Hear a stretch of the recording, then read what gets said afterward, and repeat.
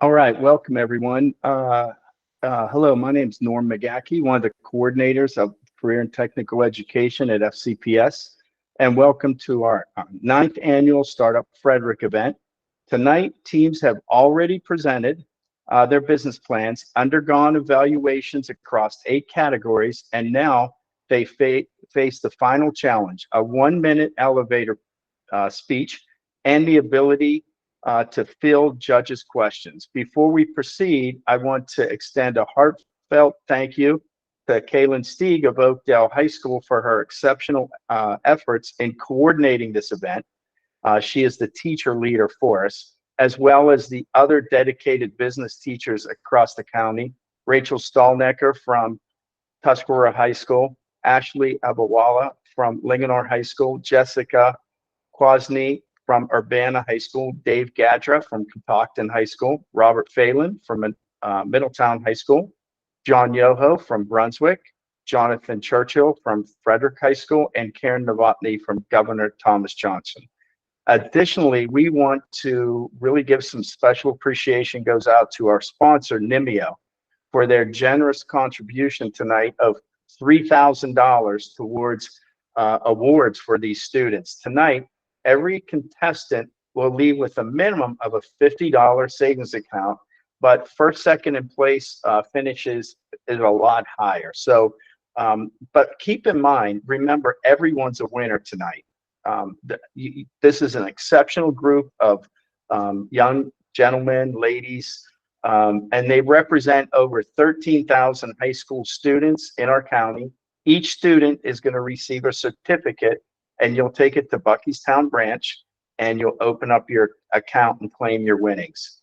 Before we proceed, we have a welcome video from Vicki Johnson, Nimio's president and CEO, and she would like to share a few words. So can we play the video?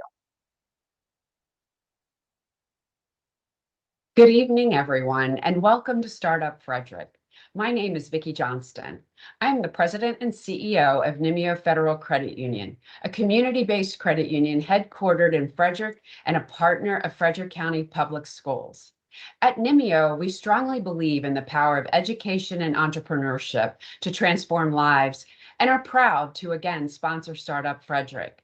Our credit union is deeply vested in nurturing aspirations of youth. They are not just the leaders of tomorrow, but they are the architects of the future. Their passion for innovation will shape our world. Inventor Nikola Tesla said, "Invention is the most important product of man's creative brain." Soon, we will witness the embodiment of this quote as high school students from across Frederick County showcase their ideas and entrepreneurial spirit. I congratulate each student presenting tonight.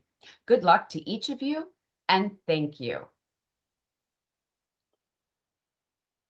All right, great. Now what we want to do is I want to introduce our MC for this evening.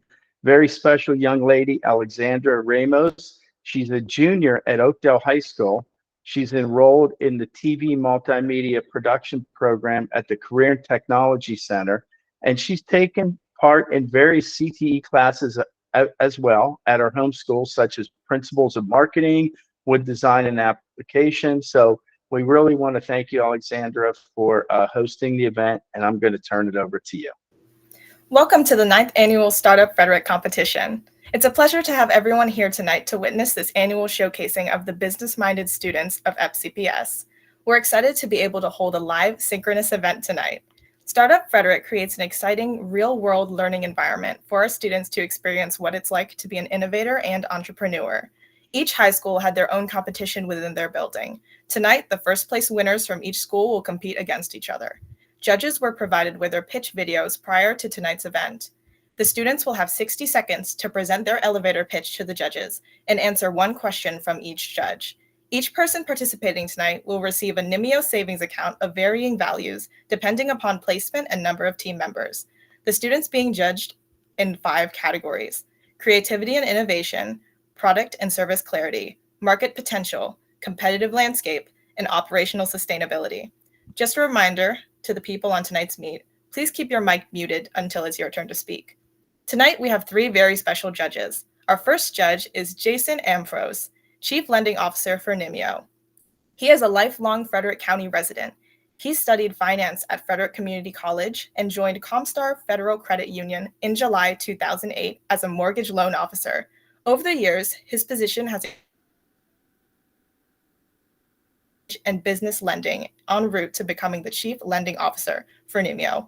He started his finance career working for a local mortgage brokerage in Frederick and has been involved in real estate lending for over 15 years.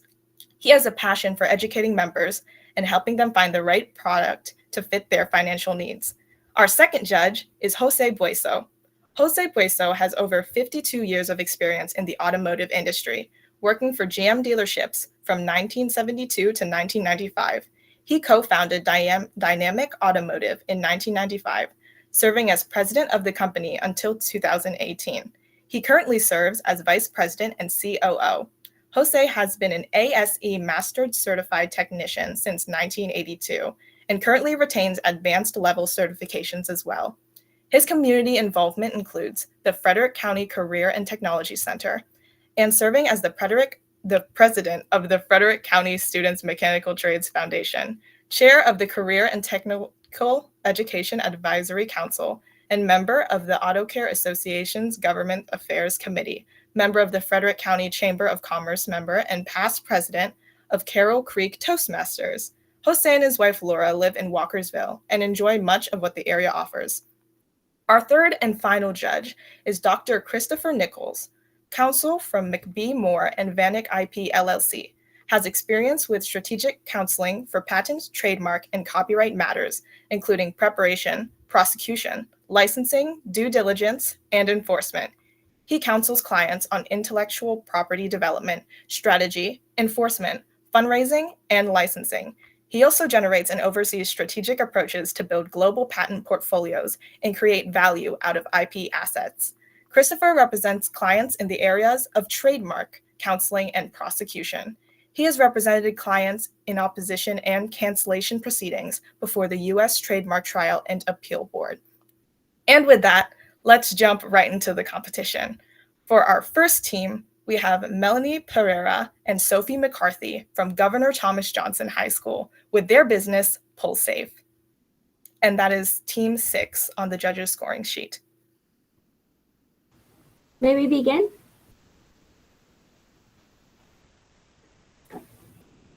Would you like to feel safer at school? Well, we've got the product for you. Hi, I'm Melanie. And I'm Sophia. And we're from TJ High School, and we invented the PullSafe. The PullSafe is a protective technology that pulls down over your door to make our school safer. It works by using a pulley mechanism that magnetically clicks into place over an individual classroom door. The PullSafe uses a bulletproof fabric that's also used in the military to prevent any bullet penetration.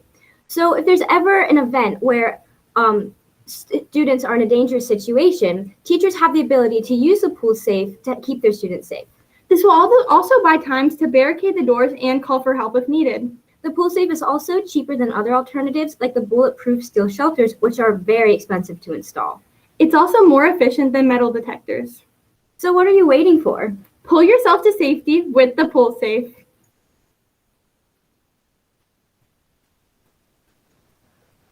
That's an excellent product that you're actually coming out with.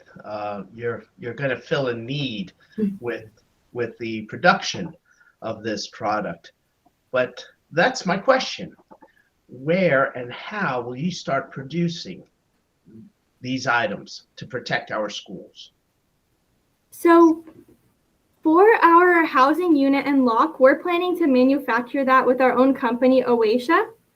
And with the fabric, we're planning to get it from a company called Kevlar, and it's ballistic fabric, and then we would buy it in bulk from there. And I called, and the bulk price we got was $40 per yard of the fabric. Okay, well, much luck producing this product. I think it's really needed. Thank you. Thank you. Hi, ladies. Well done. My question for you is got a little bit of a different angle. So assuming you can source this, build it, and get it installed, how would you ensure that staff and students are trained appropriately to know how to most effectively use your product? So we were thinking that we would have our own company send installers. Oh, sorry. Our own company send people to install it, and then they'd be able to have a training session and show the teachers, and then the teachers would be able to show the students how to easily use our product. Yeah, so like a training day. So once they came and installed it, the teacher would ideally be there, and they would show them how to use it properly. And then the teacher on the first day of school or whenever they discuss safety drills, they would show them how to also use this idea and this product. And you guys go through safety drills now, so it's something that could just be incorporated into what's already existing. Correct. Yes. Okay, great. Well done. Thank you.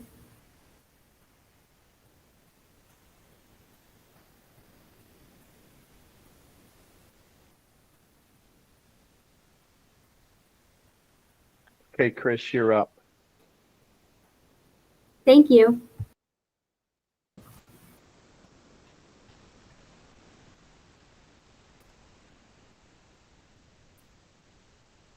I think we have one more judge. Okay.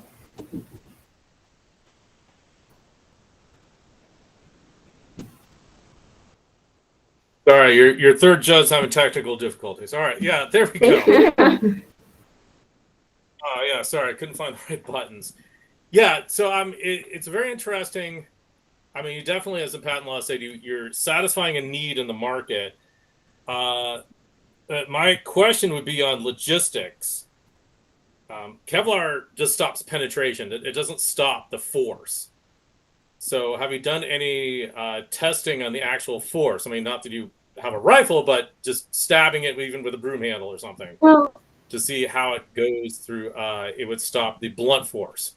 So ideally, this would, our manufacturer and our company would test the product, but this is more to give the teachers time to barricade the doors. It's something we're taught in FCPS, avoid, deny, and defend. So this would give the teachers time to pull it down, avoid penetration, and well, it gives them time to like close the door and do all of this stuff. Then we could barricade the doors with chairs and keep everyone protected. and we were, the door would also probably protect from the force of yeah, protect from the force. All right, thank you. Thank you. Thank you.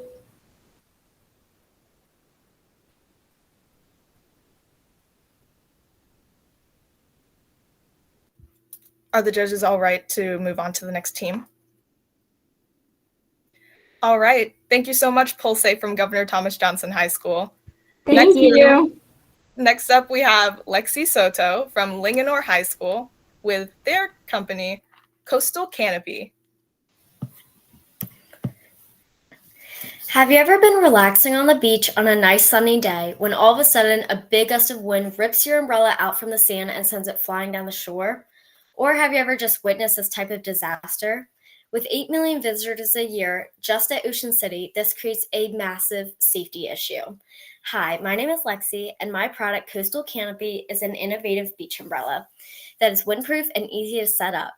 My umbrella consists of 4 U-shaped flap cutouts on each section of the canopy. This allows the wind to flow through the umbrella and also prevents it from creating an upwards lifting pressure. To ensure the flaps will lift only with gusts of wind over 35 miles per hour, there are weights underneath each flap. There's also a sew-on mesh layer, which is form-fitting underneath the canopy to prevent the flaps from curling under. Lastly, the umbrella is paired with a screw anchor to make it easy for ages 12 to 75 to set up. With these 5 components, Coastal Canopy has been proven to be windproof and made for everyone. So let Coastal Canopy make your beach umbrella experience effortless and enjoyable. Thank you.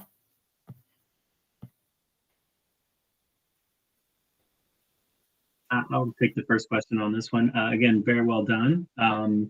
My question for you is about differentiating your product. So I think we've all been to the beach. We've been to those beach stores and everyone forgets an umbrella. So we like to jump into the first umbrella that we can. And normally we're trying to save as much money as possible. So yours is obviously a superior product, but how do you convince people that it's superior enough for them to spend their money, the extra money compared to just buying a cheap $20 umbrella that we all know will end up ripping and tearing and being a frustration?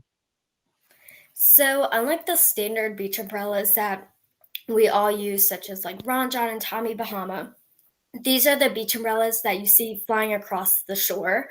My umbrella I have tested can withstand 35-mile-per-hour winds without budging, lifting, or moving. I've created multiple different mock-ups. This is the prototype of it. And this is how it will differentiate from the standard beach umbrella that we use. It is also very durable with the material that is used. This has been thrown around the beach during different tests. It's been in the car, in and out of sand.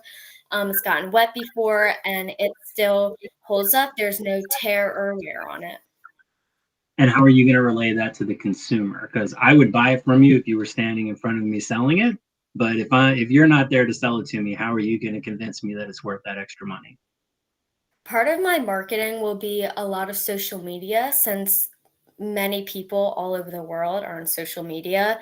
Through this, I will relay this information through little pop-ups like windproof, durable, and it will also show a video and some ads of how it works in real life. I will also like to have my umbrella at convention centers, like around the coast where people go for fishing lines and stuff like that. My umbrella will also be there, and I can present this idea to customers in front of me as well. Thank you.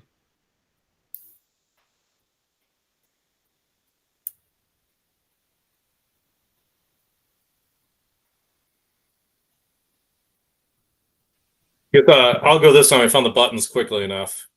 Yeah, thank you for the canopy. I've actually been hit in the head a couple times by them, so I'm very familiar with the umbrellas. One thing on the marketing is, have you considered branding? Because a lot of the umbrellas put logos, marks, colors, something just along those lines for the marketing. That is one thing that I would like to create in the near future. I would like to have different colors and a logo that is on the umbrella that will show Coastal Canopy as a brand. I would also like to have different colors so consumers will be able to pick and choose like which type of umbrella they would like, different designs and things like that. But I would like my logo on this umbrella.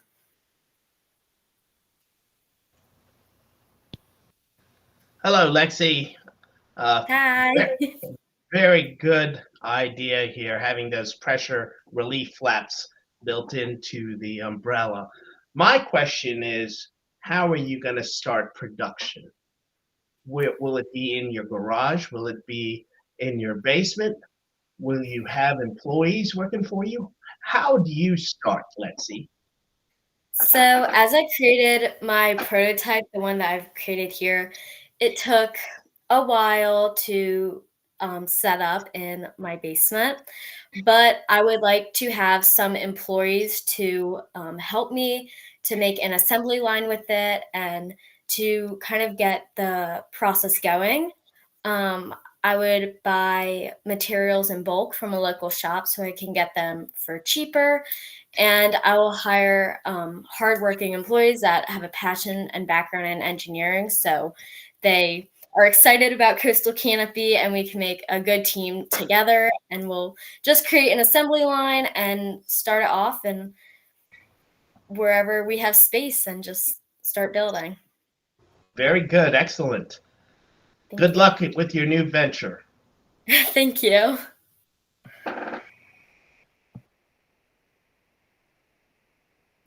Are the judges ready to move on to the next team? Thank you. Thank you so much, Coastal Canopy from Linganore High School.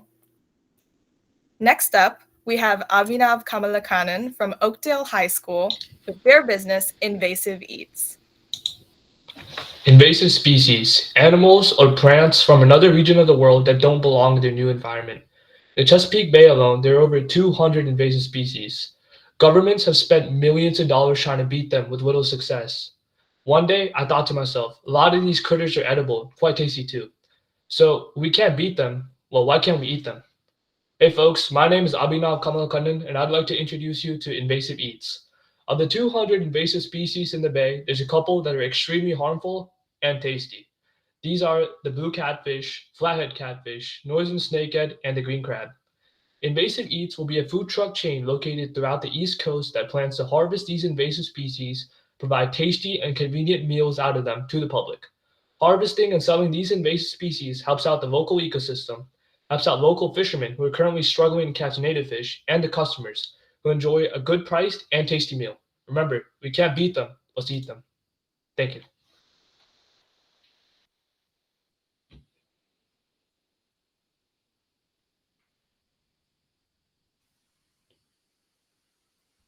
So I can jump in with the first question. I can tell you that as an avid fisherman, you caught my attention right away in your video with your pole in your hand. You had me, as soon as I seen that, I was engaged. So good job there. My question for you, again, as an avid fisherman, is I've caught a snakehead or two, but it's not something consistent. So how would you maintain a consistent source of those raw materials, being that they're not a native species? They are definitely abundant in certain areas, but it's not like a bass where they're in every lake. It's not a sunfish that's in every pond. So how would you ensure that you would have a consistent source of raw materials in order to actually produce the food? So that's actually a really good question. So first, I'd like to start with the snakehead.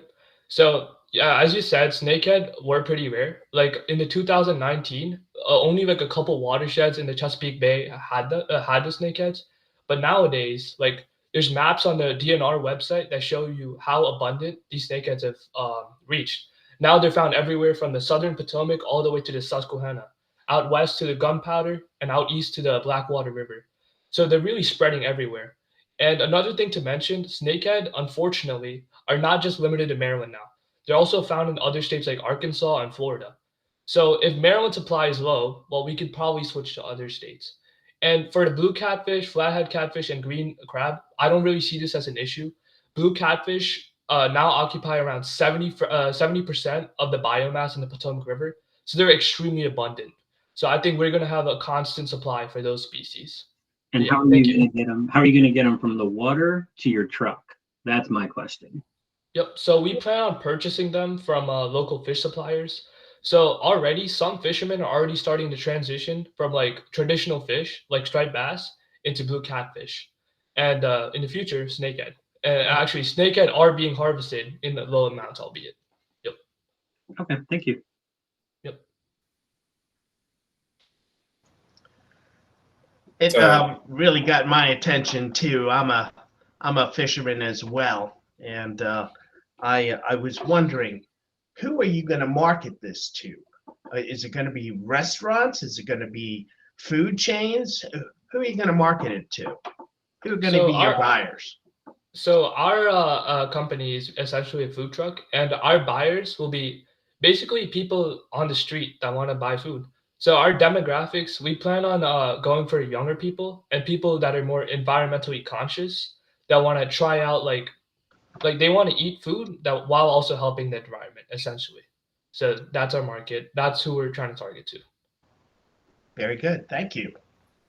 All right, thank you. Yeah, I think it's a fascinating idea. I'm not a fisherman, but I do have a PhD in biology, and that is scary. That is 70% of the biomass.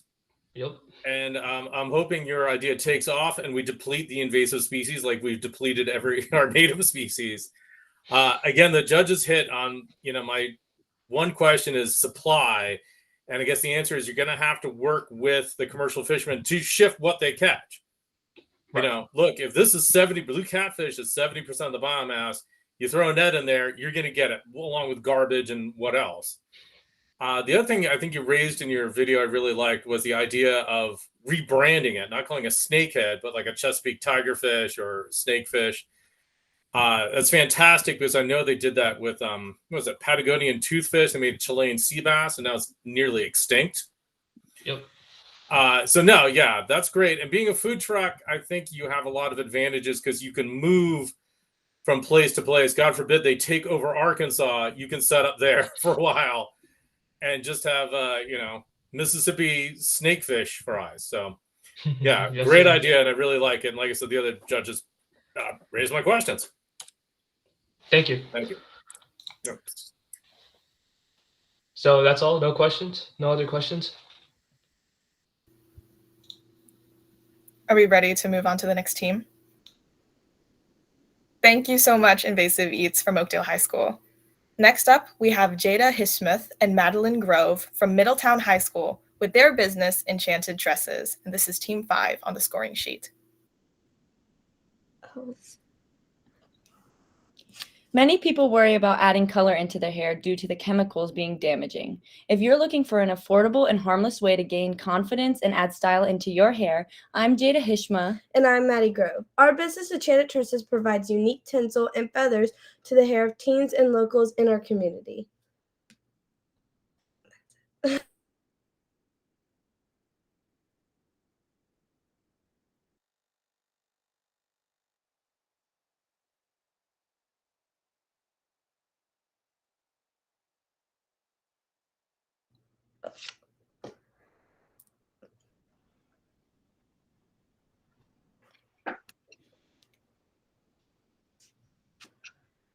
Christopher, do you want to take the first one? Sure. Yeah, no, it's interesting. My one question would be supply chain, because I know feathers in hair were very popular a while ago and they suddenly were gone. Just that was my one question was, sustainability, and if, when fads come and go, you can run out of materials. I was just wondering what your contingency plan would be for that. So our materials we get online from Amazon and they're super cheap. So there's like, we can technically have like unlimited access to how many we need. Yeah, my kit has probably lasted me like a really long time. Like I've had this since like last summer, even before we started the business. And just like the way we can like keep it up is with when trends come in and out, like the feathers and stuff, like what you said, were a trend a while ago. They came back, and recently they've actually been an ongoing trend for a little over a year now. Excellent. Thank you. Hi, ladies. So I got a little bit of bad news. At least 2 of the judges are probably not going to be clients of yours. Okay. That's video. But I have 2 daughters that would totally sign up for this, so you're not at a total loss. My question was more around the initial video. It looks like you are both getting your hands dirty and doing the grunt work for this, which is great for you. But how would you expand your service area? Would you consider hiring other students in other schools in order to provide the same service, or do you guys want to keep this close to the chest and be the ones really doing the work? We're open to hiring people. We don't know about right now since the business is still kind of like hasn't really like sprouted yet that like completely, but we do like plan to continue it and like maybe in the future hire people if we know that they're like trustworthy and want to keep up with the business and know how to like do tinsel, or maybe even plan to like do hair in the future. Right. Yeah. Just ongoing with that, like with hiring other people, like we want to make sure that they know what they're doing. I mean, me and Jada, we both work at hair salons, so we've been around that type of stuff for a while now. And like we see a lot of stuff, we've learned a lot of stuff. So like we would probably end up like hiring people with like background on it, but I'm sure we'd definitely be open to hiring and like expanding it more because it already made pretty good profit already, so. Okay. Thank you. Would this be the only service that you provide in your salon, or would you be a full service salon offering other services such as perms and dye and nails, etc.? Yeah. So I plan to do beauty school and get a hair license, and so does Maddie. So we're thinking about like making maybe this business become something more, and maybe in the future it could honestly be like a salon, even our own salon, and we would maybe plan to do like styles and for people, or maybe even do like actual dye, hair dye, and like perms and stuff. Very good. Yeah. Did you have something to say as well? Yeah, I agree with Jada. Like, we already co-own pretty well, and I feel like we could definitely end up co-owning like an actual building business. Because we both have pretty good background on it all, and just going into it, like I feel like we would have to, because our kind of like saying is like a harmless way of changing your hair. So I feel like we would have to find more of like a harmless dyes more so, where they're not so damaging to the hair. But other than that, yeah, we would probably end up being a full service. Very good. Thank you, and good luck. Thank Thank you. you. Are the judges ready to move on to the next team? Thank you so much, Enchanted Tresses from Middletown High School. Next up, we have Hagar Mumin, Marilis Molina, and Adeza Obekwa from Tuscarora High School with their business, Tomorrow's Italian Ice. Okay. We all know someone who has problems with dairy, and people are also looking for healthy alternatives when it comes to frozen desserts like ice cream. However, our business Tomorrow Italian Ice solves that issue. Tomorrow's Italian Ice is an Italian ice business that provides our consumers with a variety of trendy flavors for everyone to enjoy that are fat-free, dairy-free, and low in calories. From fresh fruit to sour candy, Tomorrow's Italian Ice provides customers the ability to add toppings to desired Italian ice. And we outdo our competitors by using popular trends to pick out the flavors that are attractive to our target market. Tahini powder and fresh fruit are trending right now all over social media. So this trendy flavor will be our first on our menu. This delicious flavor is going to be with mango Italian ice and mango chunks with tahini sprinkled on it. In addition to our trendy flavors, we also have our everyday menu with flavors like cotton candy, blue raspberry, strawberry kiwi, and many more. We're the only mobile Italian ice truck in the Frederick area that not only provides our customers with a variety of flavors, but also a variety of different toppings to choose from. I'm Marilis. I'm Hagar. And I'm Adeza, and we're the co-owners of Tomorrow's Italian Ice and are excited to hear what you think about our business. Have some Italian ice today for a better tomorrow. Thank you. Well, that sounds yummy, yummy. And I love Italian ice. Now, when you're competing with the likes of Vita, all the other ones that are out there, how are you going to beat their price point? How are you going to be competitive? When it comes to their price, our prices are around the same compared to them, but we do provide more variety and more variety of toppings and flavors to our customers. And also Rita's and Kofi's, and those are our two biggest competitors. They don't have a actual ice cream truck, like an actual Italian ice cream truck. They just have their storefront, but our truck will give us, our customers, accessibility. They'll give our customers accessibility to our business. So they'll be able to get to our business, it'll be more accessible to our customers, is what I'm trying to say. Well, very good. I can't wait till you guys get out there. Yeah. Hi, ladies. So my question is, how will you ensure that you have a consistent enough presence in the community to build loyalty with your brand? We will be doing this through social media. So, for example, Rita's and Kofi's, their social media, their marketing strategy isn't the best, and their website doesn't really provide a clear description of what they do provide. Whereas our website and our paid advertisements will display that. And since our target market is teens, this will attract the customer base in our community as well. We also plan on putting out flyers and handing them out around the people in the Frederick community, just so they can tell their friends and families and others around them. Thank you.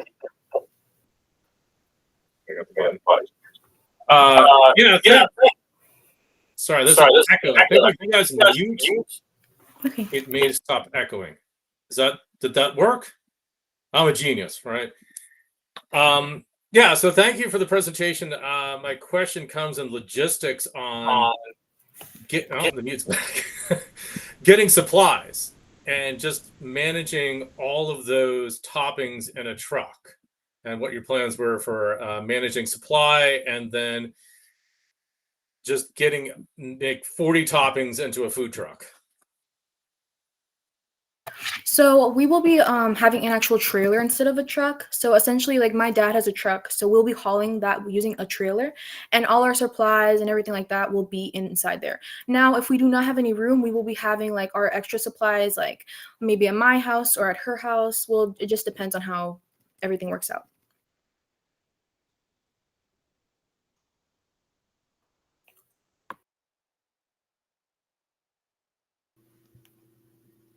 Are all the judges ready to move on to the next team? Thank you so much, Tomorrow's Italian Ice from Tuscarora High School. Next up, we have Megan Reed, Genesis Walker, and Tessa Remsburg from Urbana High School with their business, Paw Paradise. Hi, my name is Genesis, and I'm representing Paw Paradise. Did you know that 86% of owners feel that their pets positively impact their mental health, and 90% consider the pet a part of their family? We all want our family members to be treated with the utmost care, and it's our job at Paw Paradise to make that possible. From grooming, veterinary assistance, walks on the beach, to pet playgrounds, Paw Paradise has all your pet could need from the comfort of wherever you're staying. Whether it be a rental home or a resort, Paw Paradise has joint locations throughout the U.S. with our partnerships through Hilton and Marriott, so the stress of boarding your pet and being separated from them will never concern you. Paw Paradise goes wherever you go. Drop your pets off in a comfortable space created to simulate miniature hotel rooms for each dog or cat. They are painted in colors such as blues and yellows, which are the only colors they're able to effectively see. Afterwards, connect with your pet on our app, Tranquil Tales, where you can see live camera footage of how your furry friend is being treated and request special services in our assistant direct messaging. Enjoy your stay with your pet today at Paw Paradise. Thank you.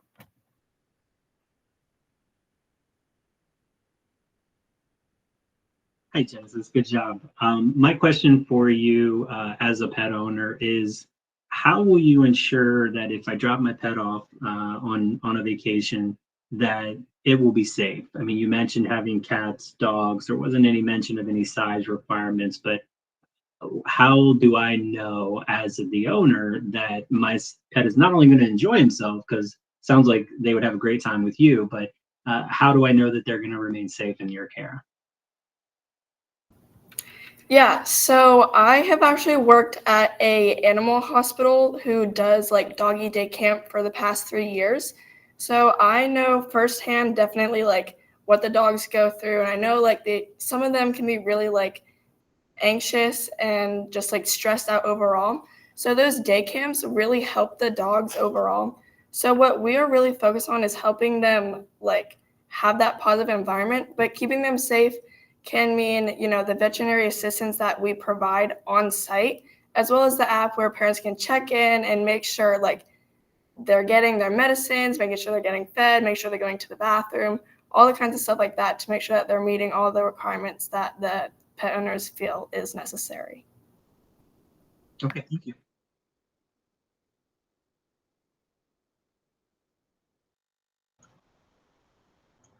All right. Well, I have a pet, and I'm very particular about where she stays as well.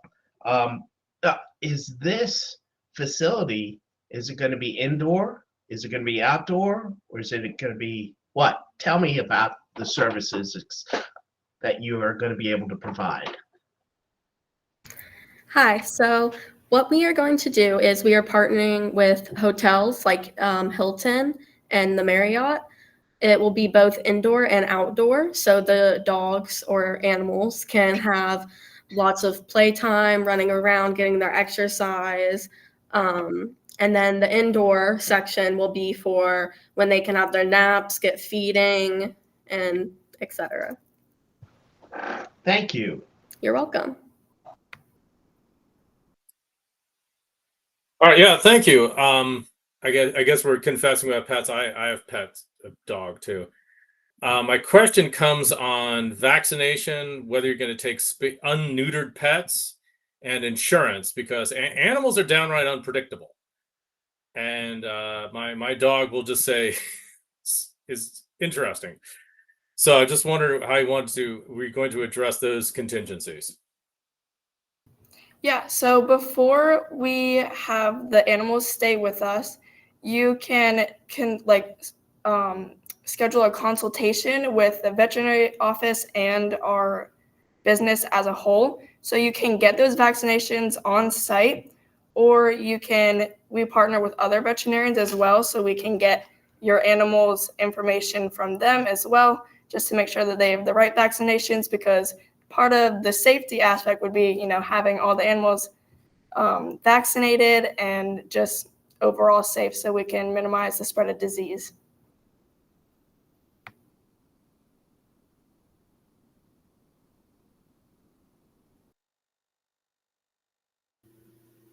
Are all the judges ready to move on? Okay, thank you so much, Paul Paradise from Urbana High School. Next up, we have Armin Rahman and Amira Ramsberg from Brunswick High School with their business, Lux Carrier. Has your phone or laptop ever died in the middle of the day and you have no way of charging it? Well, I'm Armin Rahman. And I'm Amira Ramsberg. And we created the Lux Carrier.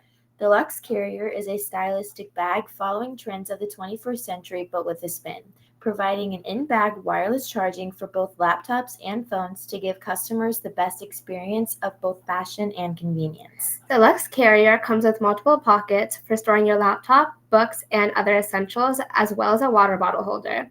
The Lux Carrier is for women who are attending post-secondary education or young professionals who are just starting their careers. To advertise the Lux Carrier, we will primarily be based off of different social media platforms such as Instagram, TikTok, Facebook. The company also has goals to have pop-ups in major cities around the United States. Lux Carrier is a unique handbag, and nowhere else have we seen wireless charging within a bag. Lux Carrier is the first of its kind. Thank you. And we're excited to hear what you have to say.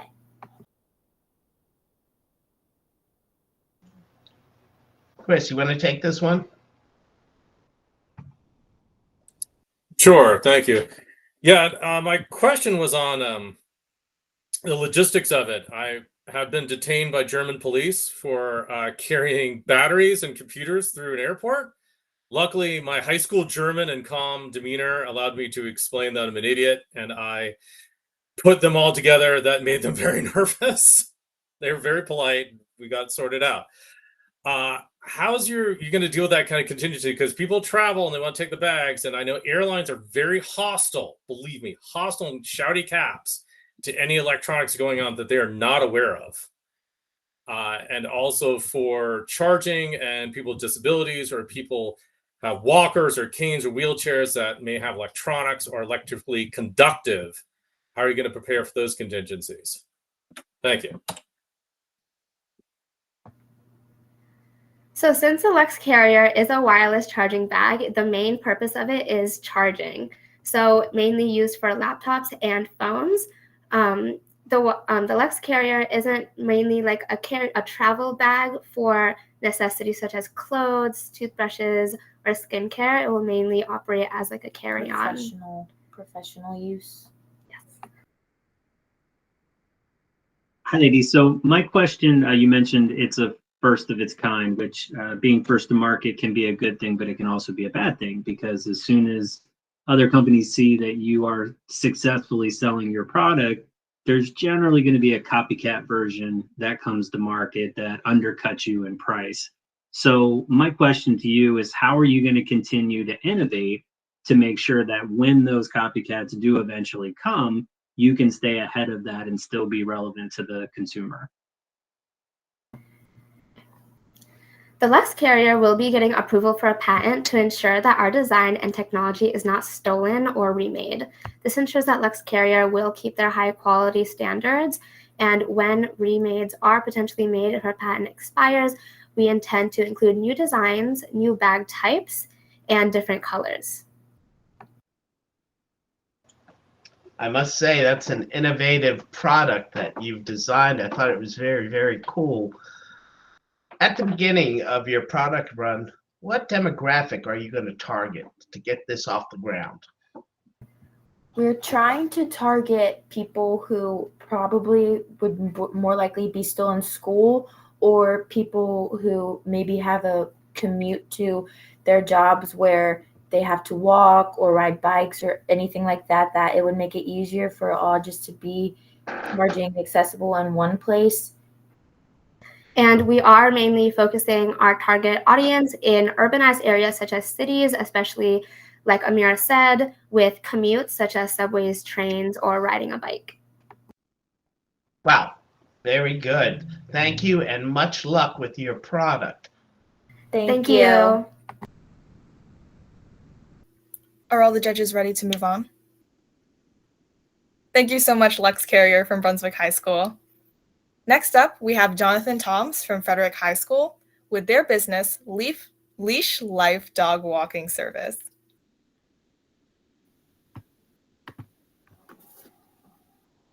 Many pet owners cannot always watch and provide the care that they need for their animals 24/7.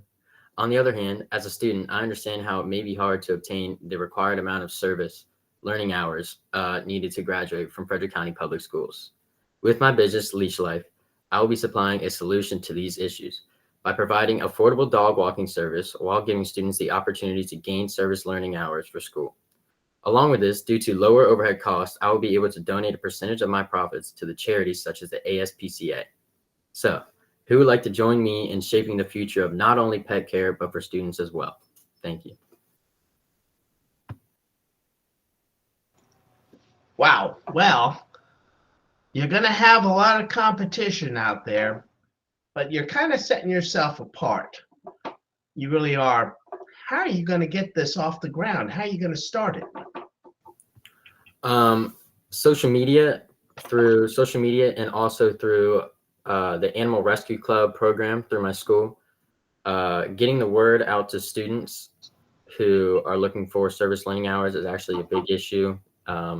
It is not very easy for students to find ways to gain these hours, but since COVID, a lot of people have purchased pets or have obtained pets for their family.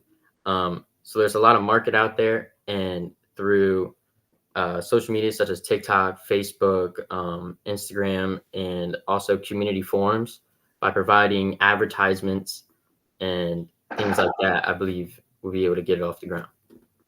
Very good. Thank you.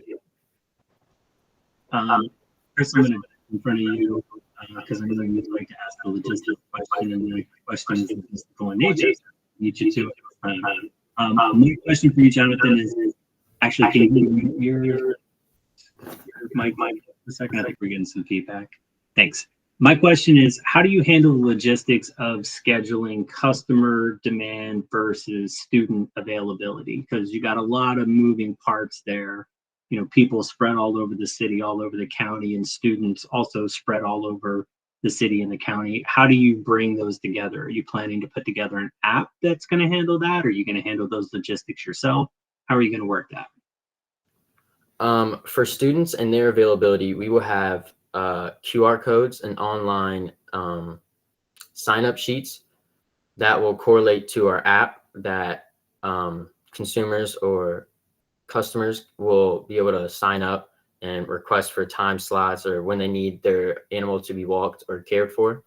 And from those time slots will be transferred over to the student side, and the students will be able to sign up for time slots that best fit their schedule. Great, thank you. All right. Yeah, thank you.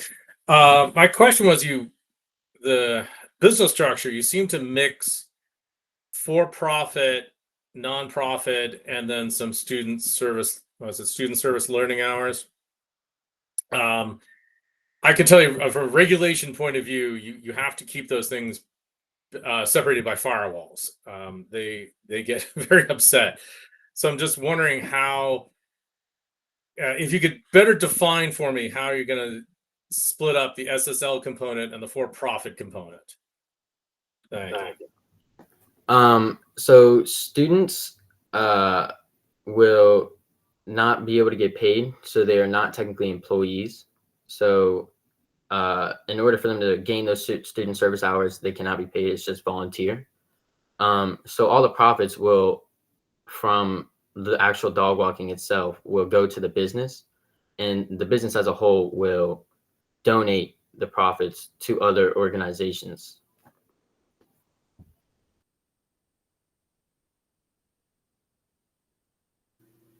Are all the judges ready to move on? Thank you so much, Leash Life from Frederick High School. Next up, we have McKenna Damith from Catoctin High School with their business, Rip It and Stick It Cap. Hi, my name is McKenna Damith, and my business is called the Rip It and Stick It Cap.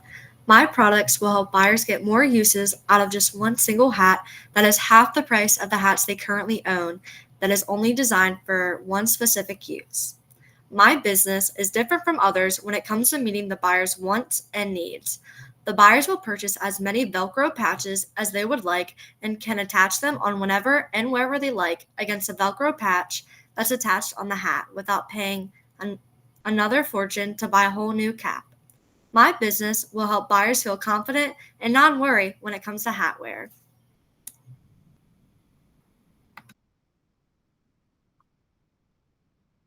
Well, unlike the hair products, which was a great idea, hats I do wear. Unfortunately, I have to keep the sun off of this head as much as possible.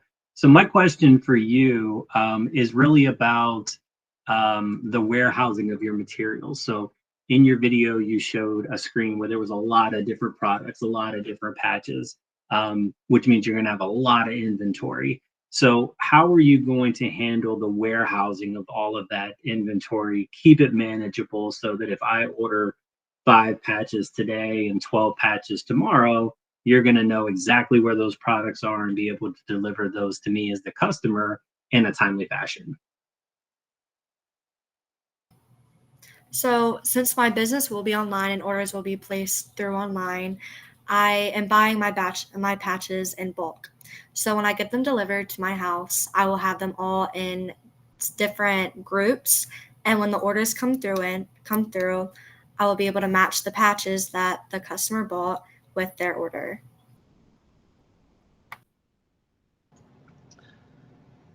It's a pretty good idea. How will you stay in touch or ahead of trends that are hitting your industry? Social media, 100%. Social media is really huge, and I think it definitely is gonna stay really big, and if not, get bigger. I will have different social media platforms and even reach out to my customers personally, the people that have bought from me before, and ask them what products they would like to see, what kind of patches they would like to see, and their honest review on the purchases that they have made. Very good. Thank you. And much luck, McKenna. All right. Yeah, thank you.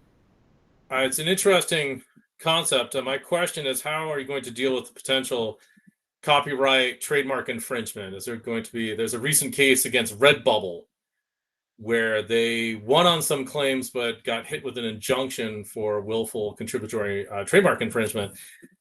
You going to allow people to put Nike swooshes on there, or Washington Commander stickers, or are you going to limit that? That's a big issue in this print design market.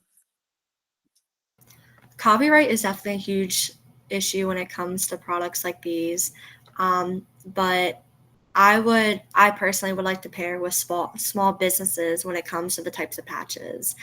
I would like to also buy in bulk. It's also for a better price, and I get a lot. So bulk would be amazing to purchase. But from small businesses, I get their permission. I don't have to go through a big corporate and say, oh, I have their permission, but I don't have also the other person's permission. But through a small business, I'll have everyone's permission, and it'll definitely be easier to communicate with them and also help promote their small business as well.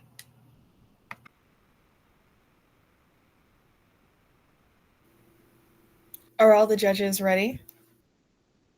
Thank you so much, Rip It and Stick It Cap from Catoctin High School. At this time, I'm going to turn it over to our judges. They'll compare rubrics in a breakout room and come back with the final results shortly.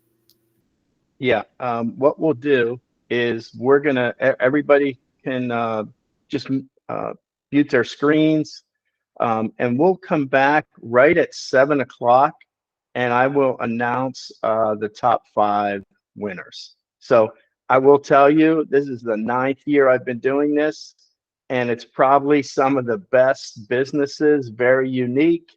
Jose has been a judge, I think, for how many years? You're muted. It's been a few years, and I've I bet enjoyed every one of them. Right. So it is amazing. It's hard to decide, but everybody did a fantastic job. And what I can tell you is if you don't win this year and you are an underclassman, come back. We've had that before. You could come back with a different product or improve your product. So do not give up. And you guys are fantastic. The judges have been entering the scores. So I'll have the totals for everybody in 3 minutes. See everyone at 7 o'clock.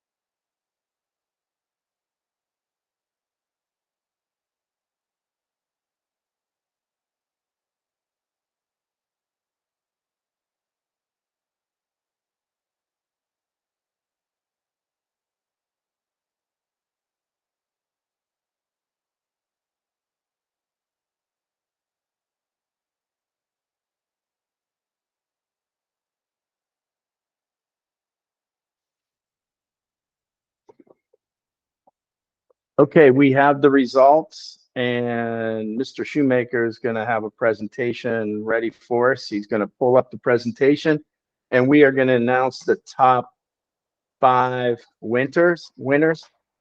And we want to thank everyone, teachers, parents, business, our judges today, our MC for the hard work. It's really a fantastic night. I think it's one of the best events of the year. It just showcases the talent that we have at FCPS, not only in teachers, but students and the community that we have. We're just so thankful. So here we go.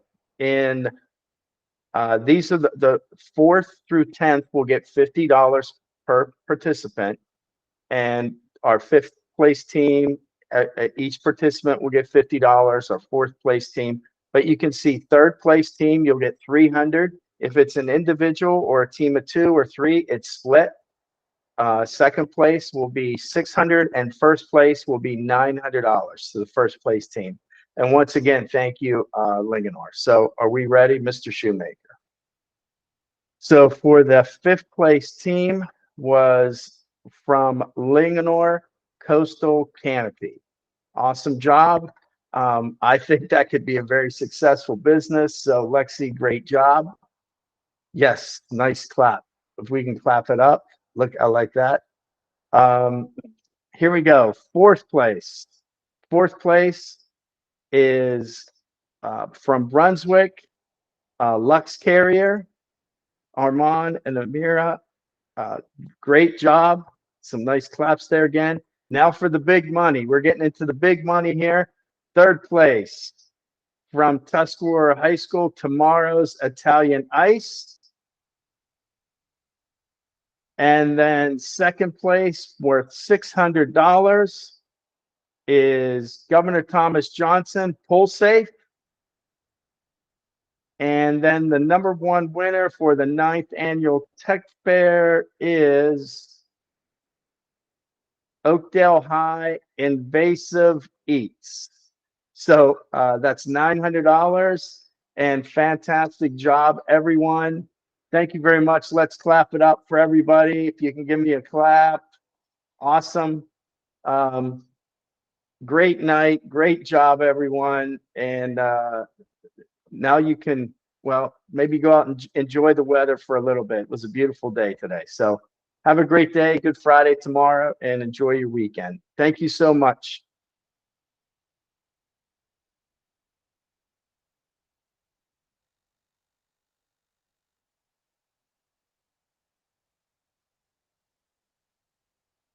It's up.